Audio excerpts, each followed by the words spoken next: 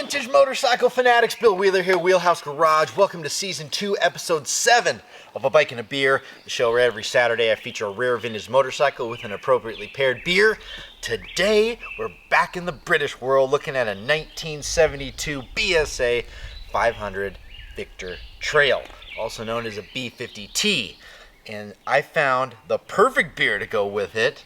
It's a British beer. And look at the color scheme on this. Purple and white with a little bit of silver. Can you believe that? This is Young's Double Chocolate Stout. I don't know about the chocolate, but we'll see.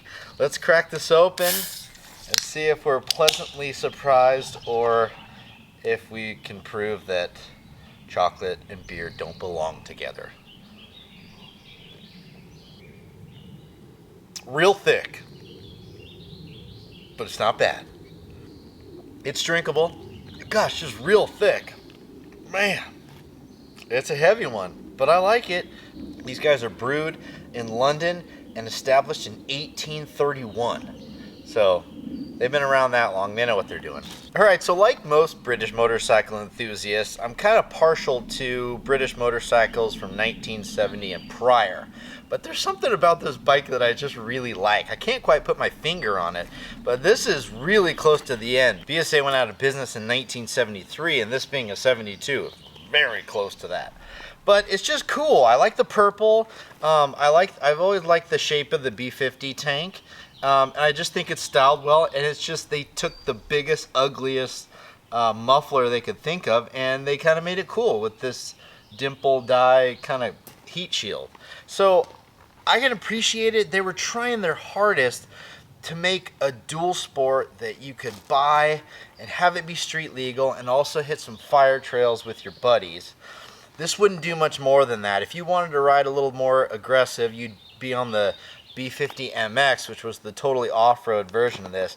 But still, in 72, a big thumper like that was already pretty outdated. So BSA is just trying to hang on here. Now, this motor, this is in its biggest form in this current state. This is a 500. This was previously the 441, which a lot of people are familiar with, which those started in 66. This is just a bigger bore of that, same bottom end and everything. And they put out really fun power, and they're grunty enough that you can ride them off-road, but also they can carry you maybe 55, 65. You're not going to be doing 75 and having a good time, but they can hold their own on the road. This bike, this specific example, I got from an amazing collection. We'll call it the Swain collection, a wonderful family in Los Gatos. The gentleman who collected all these BSAs unfortunately passed away a few years ago, but he did an absolutely phenomenal job restoring these bikes. BSAs were his thing. I'm in the process of purchasing the whole collection, and this is one of the bikes from that. That Triumph, that 68 Triumph was also from that collection, and I got a ton more BSAs to show you, so I'm super excited about that. But, so this bike is sporting incredibly original trim. I do believe this bike was restored, but these are all original parts, and this is very, very complete. So this is how you would see it on the showroom. Headlights, turn signals, speedometer, everything works on this bike. 20-inch front wheel, how about that for weird? Alloy fenders, front and rear. They call this the black box, and it actually does a really good job at muffling the grunt of this motor. But these were not Forest Service approved, actually. It was a bit of a miss on BSA's part, but that's okay. We'll forgive them for it. Under this side here is the battery. This bike does require a battery to run, and then on this side is the air filter. Aluminum tank, 2 petcocks. This one is intended to be the reserve, and it's labeled as such.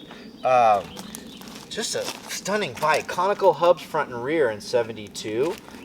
Those are dual dampened front forks. Original handlebars, original controls from Lucas. I mean, this is an incredible example. And again, like I said, there's just something about this bike that I really like. Oh, here's something we should talk about. This bike is This bike is part of the oil and frame family, which is usually looked down upon in the British motorcycle collection world. But this is a little bit different than setup than the big twins had. So this front tube here holds oil, and then it returns, I believe, through that backbone as well. So it's all a reservoir for the oil. So there's no oil tank. It's still a dry sump system, so the majority of the oil is not held in the motor, but it circulates through the frame and into the motor. So kind of interesting there. I think it's well executed. I think it's better executed in this format than it is with the British twins. But it works. It never really gained favor, but it does work. And these bikes were capable bikes for sure. So I don't think we can fault them for it.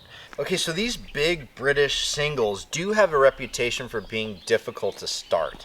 441s have a really interesting reputation for kicking back and being a bear to start. That hasn't been my experience in most of the cases. I will say this bike took me a bit of time to figure out. Once I went through the carburetor, drained any oil that had wet sumped, everything was in place. I couldn't quite get it started for a while, and I finally figured out I was giving it too much fuel. Usually these things like a lot of fuel, but this one doesn't. You can over tickle it or enrichen it too much quickly. So I'll go ahead and show you the process on this bike now. Okay, so it is dead cold right now, and I'm going to turn the key on. Petcocks are already on. That works. I'm going to come over here. This bike does have a compression release. It's got a 10-to-1 compression ratio, so it's helpful. I kick it through. Wow, that's a good sign. Kick it through a couple times. Get it primed up. I'm just going to give it a little tickle. Okay. And then I'm going to find top dead center, which is right there. Pull in the compression release and go just past. Now I'm going to give it the real deal. Okay. See, didn't get much out of that.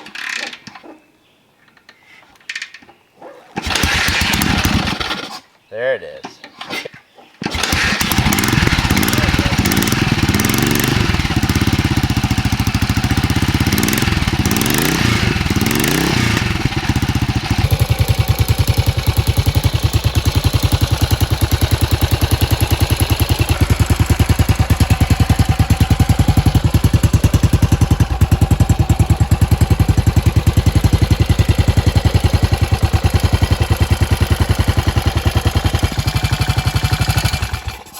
Is that cool or what?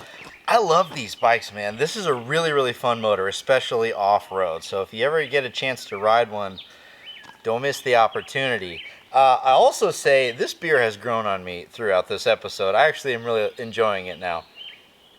I wouldn't drink it midday as your first beer, but if you're feeling like something heavy and a little bit sweet, but also like chocolatey and coffee-like, this is a fantastic beer. Hats off to you, mate. All right. With all that said, folks, you know the drill. Next week, we'll be back with a whole new bike and a whole new beer. Thank you so much for watching. Really appreciate it. Cheers, everybody.